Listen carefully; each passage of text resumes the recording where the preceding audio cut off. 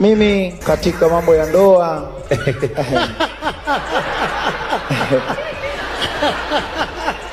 Make kwanza hapo tucheke, tunakuombea dua inshallah.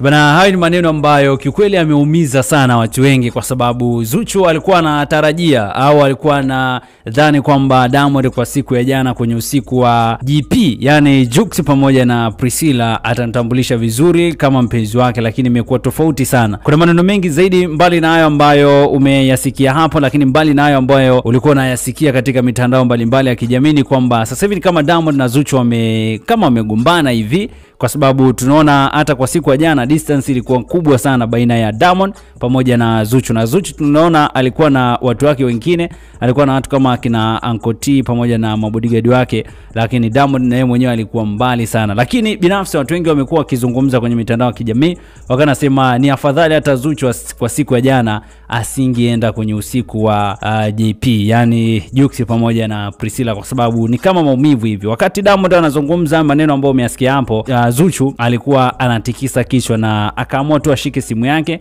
na afanye mambo yake mengine, kwa sababu ni kama tension ilikuwa kubwa, watu wakawa wanamwangalia, lakini pia watu wakawa wanamzingatia sana juu ya kile ambacho kilikuwa kinaenda kutokea. Of course Diamond ni kama ameonyesha kama kutokumjali, kama kutokutambua hisia za Zuchu, kwa sababu Diamond mwenyewe tunafahamu kuna kipindi alisema atamuoa, lakini mpaka sasa hivi hakuna kilichoendelea. Lakini kuna wakati Zuchu akawa anaulizwa swali, akaulizwa vipi kuhusiana na wewe kwenye masuala, lini tutakaa kwenye jambo lako kama hili la Priscilla pamoja na Jux? Akasema kwamba mimi tunamwachia kila kitu Mwenyezi Mungu, na kama alitajalia Mwenyezi Mungu akileta mtu sahihi, basi moja kwa moja basi wataweza kufanya hivyo. Sasa watu wengi wakawa wanajiuliza ni kwamba Diamond sio sahihi kwa Zuchu au hii imekuaje hapa katikati? Maana mambo ni kama yamebadilika kwa haraka sana, kitu ambacho hapo nyuma hakuna mtu ambaye alikuwa anakitarajia au anatamani kuona kitu kama hicho. Wengi walikuwa wanatamani, na binafsi hata mimi mwenyewe nilikuwa natamani sana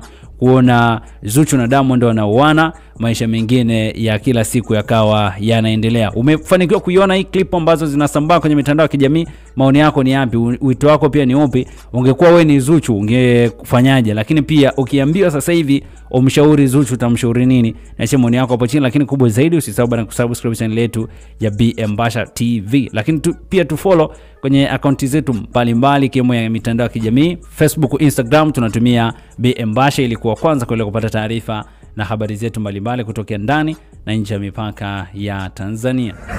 Mambo vipi? Big up sana kwa wale ambao wamesubscribe channel yetu ya BM Basha TV. Na leo msanii wetu tunamzungumzia ndio huyu hapa.